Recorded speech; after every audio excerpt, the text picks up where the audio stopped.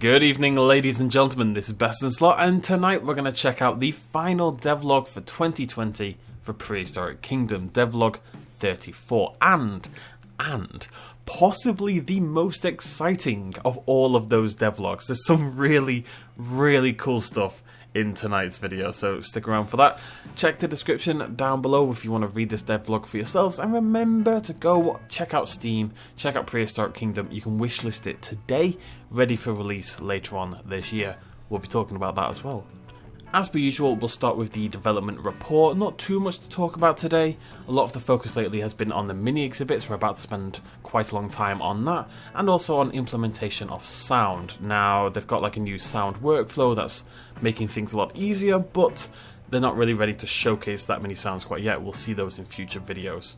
And as unexciting as a quick workflow might be for us at home, it does mean the game, gets finished quicker or on time or whatever, so that's pretty cool. But we're here to focus on the good stuff. Here we have the inside of one of our mini exhibits, our Microraptor Aviary. You remember, there are going to be 2 mini exhibit animals when the game first comes into early access or whatever.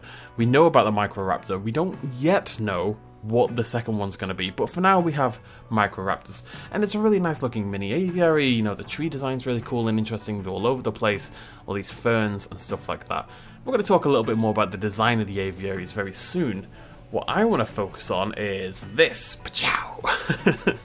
That is 8 Microraptors in one shot, and that's really cool because we've got some down here using what looks like a bird feeder, one up here hanging around in the house, and they're just dotted around and they'll fly around, jump around, and it just means when you look into your aviaries, there should always be something interesting going on. As with the aviary in Jurassic World Evolution, these dinosaurs are on a preordained, well, they weren't dinosaurs, you know what I mean.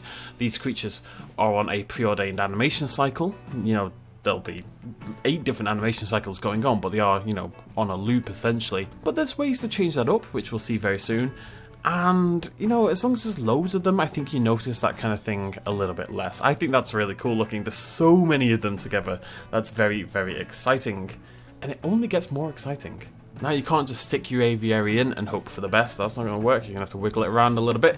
You're going to have to do some work. Now, you'll see when you first put your aviary down, this is what it's going to look like right here. You've got these 2 trees in the middle, which I assume are basic trees that the Microraptors need for movement and to sit and rest, and they're kind of like going to always be there. But you'll notice the rest of it's kind of boring looking. It's concrete, essentially.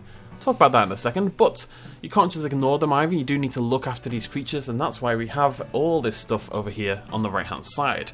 Not only do you have to choose the temperature, you got to pick the right environment. Just look at this, we've got 3 of those there. I'll talk about that in a second as well. You got to keep them clean, you got to provide entertainment. You can customize further. You see this little paintbrush over here. You got to look after your animals, make sure the environment is suitable for them and that they're going to be happy. And if we look in the top right corner, you can see there is actually a maximum of 10 individual animals in these mini aviaries, which is a really cool number. They're a pretty big building. They are a chunky big building, but 10 animals? That's pretty cool. That's definitely more than I was expecting personally. So nice cheeky little surprise there. Now, I pointed these briefly out on the other screen, but here we have the avian house enrichment and the avian feeding tower. If we hop back here for a second, you'll see them down here at the bottom. And basically these are enrichment items, ones that you can research, buy, purchase, unlock, and then tag into your buildings. And not only will they make your animals happier, but the animals' animation cycles will then change in order to include these new items, which is really good. So you add the avian house and your Microraptors will come and sit on it, but they'll also fall asleep inside the avian house, whereas previously, of course, the house wasn't there, so they wouldn't. Same with the feeder, they'll come and they'll land and they'll feast from the feeder. So whilst they are regimented animations to an extent, you will control what your dinosaurs, what your animals, what your whatever will do just by adding new enrichment items to the exhibit. It's really cool. And I'm really excited to see how much variety they can get into these items, because I think this is an aspect of it that people are going to really like. This is something that more games should do and maybe haven't taken full advantage of yet. not only are you adding new items like the avian house that you can actually still see right here and the feeder, but you can customize the environment. We've got 3 different environments available, and certain creatures will prefer certain environments. So we have a tropical rainforest, we have a coastal desert. I'm just going to flick between them for a second so you can see how that central tree is the same.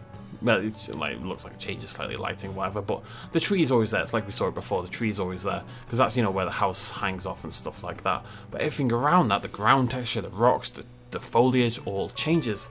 Likewise, when we bring in the temperate forest, you choose the best environment to suit your individual animal, which means there's at least 3 mini animals coming, because we have 3 environments, so eventually we'll get a 3rd animal. Don't know what that'll be either. But it should also help make all these environments, or these aviaries, or these exhibits, that's the blimmin' word, it should help them all feel individual and a little bit unique. But you might be sitting there thinking, yes, that's very true, Best in Slot, you're very intelligent and handsome, you make a good point, and it's all very true. But what if I have 2 temperate forest habitats next to each other? Will they look identical? Because that would suck. Well, let's talk about that. That would suck, but it's not true. So basically, instead of the customization being toggle options between logs and foliage and stuff like that in, say, like Planet Zoo, you can build the aviary in your image, essentially. You can build it like you would an actual habitat. This is really, really cool. So there's an option, I assume that paintbrush I highlighted before, to edit your aviary. Well, it will hide imagine that's an aviary there, right? But you can hide the building. The building no longer exists, essentially. And then you can do your normal exhibit design, bring in plants, bring in rocks, bring in textures, and build like a really nice habitat.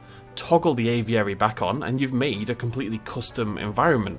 Now, as I say, I assume the trees, those 2 in particular, will always be there. I think that's what it looks like to me. But the rest of it can look as individualistic as you want it to, just sticking, within the environment that you've set up. So, tropical rainforest, etc., etc. What that means, though, is you can have 2 same environment habitats right next to each other and have them look 99% different, even with the same animals inside them. It's really, really cool.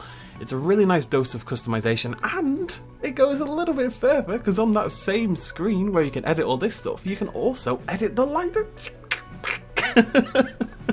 Oh, it makes me so happy. You guys know what I'm like with lights, okay, with custom lighting. That just does it for me. That's an erotic image. But basically, you'll be able to customize the lighting, choose colors, and maybe placement or brightness and stuff like that, but at least seemingly customize the colors. So even if you made 2 identical habitats, you could just color them different colors and they'd look different as well, if you don't want to get too in-depth with the foliage customization and stuff like that. It's a really cool system. It's really surprisingly in-depth. Definitely goes further than similar systems have in any game, going back as far as all of time ever existing. Basically, I'm really excited. The big thing about this is, if you think back to Zoo Tycoon, I don't want to call it Zoo Tycoon 3, but Zoo Tycoon, the Xbox One, the game that came out at the start, there were the mini exhibits, and they were pretty cool. You could customize them a little bit, and your animals would roam around and do their little animations. But once you'd seen the animals once, and it's the same with Planet Zoo, and it would be the same in, any zoo game that does the same thing, basically. Once you've hung out with the animals for like 5 minutes, you don't tend to go back. You tend to, they're not as interesting as the real animals, because the animations are lacking, and the customization is lacking, and the lighting is lacking, and everything's just lower quality. With this, I don't think that's going to be the case. I think you're going to want to hang out with the Microraptors quite a lot. We've got enrichment items to spice things up. You can mix and match all the different foliage, change up the lighting. I think we can probably maybe change colours of the actual building and stuff. We'll have to see about that. But the point is, there's a lot of customization, and customization is cool beans. Okay, we're going to move on from the Microraptors, unfortunately, and talk about progression and unlocking dinosaurs and stuff like that, because that whole system has been overhauled. In the past, it was very similar to Jurassic Park Operation Genesis and Jurassic World Evolution, both of which have approximately the same idea going on, wherein you send out dig teams, you get a fossil, you turn that fossil into percentage, and when you hit 50%, you get a dinosaur. Prehistoric Kingdom used to be like that, and then as you unlocked higher percentages, you'd unlock alternate skins and alternate species and stuff like that. They've overhauled the system entirely with the addition of a new point, and they're called science points. And using science points, you can unlock excavations and research items. So, I'll explain how the system works based on what we know. Let's say you want to go to Hell Creek, because who doesn't? There's an Edmontosaurus, there's 4 Triceratopses, and there's 3 Tyrannosauruses, okay? That means there's a Triceratops and 3 alternate skins for the Triceratops. Or Tyrannosaurus and then 2 alternate Tyrannosauruses, or even an alternate species for the Triceratops. Now, what you'll do is you'll go and you'll unlock Hell Creek by spending moolah. It's going to cost you $100,000. You also need a specific park rating, so your progression is going to be gated by how good your park is. Maybe it won't want sandbox, maybe you'll just get everything from the start. We'll see how those play out, what settings we'll get. But in general gameplay, you're going to want to make your park better and better, of course you are. Once you've done that, once you've purchased Hell Creek as a dig site, you then need to send out excavations. So we go on this page here. So we're on Hell Creek right there. And as you can see on the right hand side, you've got all the different species for Hell Creek. You've got 1 Edmontosaurus, we've got 4 Triceratops, and we've got 3 Tyrannosaurus Rexes. And these are all the same species, they're alternate skins. And the idea is you then send out an excavation using your science points to get these dinosaurs and their skin choices. And you could pick, I think, probably, maybe anyone you want. Maybe you need to get the first one first, and then you can pick the alternates, something like that. They cost 1,000 science points, so that's for the skins. Maybe the basal dinosaur will be more expensive. I think it should be more expensive than an alternate skin, but we'll have to see how that plays out. But the only limiting factor is A, how much money you've got, and B, how much science points you have. There's no time involved in this at all. There's no waiting around in that very mobile game kind of way, which, no harm to J-Park and Jurassic World Evolution, 2 games that I love from the bottom of my heart, but that mechanic feels like a mobile game where you send out dig teams and you have to wait for some reason for 2 minutes and you have to wait for the fossils to be analysed. In this, it's simply go back, focus on your park, earn your points, and when you've got the right point amount, you come back here and you buy a Tyrannosaurus Rex skin. That's it. It's as simple as that, and I think it's a much better system without that sort of artificial time gating. It's literally just, have you earned it? Yeah, good, go buy it. Simple as that. And it also gives you more freedom of choice. If you want a specific Triceratops skin, or indeed you want a specific dinosaur, you're going to have that option. You don't need to... You know how it is sometimes on Evolution where you've got like 50% Struthiomimus and 0% Triceratops, and you're trying to get Triceratops up, and every time you send a dig team out, it comes back with yet more bloody Struthiomimus, or vice versa, or whatever. No more of that. You just pick the dinosaur you want. It's very cool. And I feel pretty safe making those comparisons because the Prehistoric Kingdom devs make the same comparisons. By removing, this is a direct quote, by removing some of the RNG and wait timers present in past titles, we hope to focus on player-driven progression and keep the experience of expanding your park fresh. I think it is a substantial improvement, honestly, such a big deal, and yeah, fair play. Because I will admit, I hate that mechanic in both J-Park and Jurassic World Evolution, but if I was pushed, I don't think I would find it easy to come up with an alternative way to do it. I think that's kind of like, we accept that that's the way it's done, you know? And, you know, Prehistoric Kingdom, it's what it did as well initially, so it's really cool that they've sat down and thought about it and come up with this alternate method of progression. Right, I've been too nice to them now, I need to say something mean. Look at those rocks, they're beautiful. I love rocks. Not much to say for the rest of this now. We've got a new dinosaur species to talk about briefly. There's some new foliage, some deserty stuff there looking lovely. We've got trees and, you know, some plant work and some trees and rocks and stuff. It's all very nice. These are new trees and new plants, but there's not tons for me to say about it. Some of the old plants have also been redesigned, like these I believe are coconut palms of some description, and there we go, lovely shot of a Tyrannosaurus Rex stomping through the slightly reworked forest.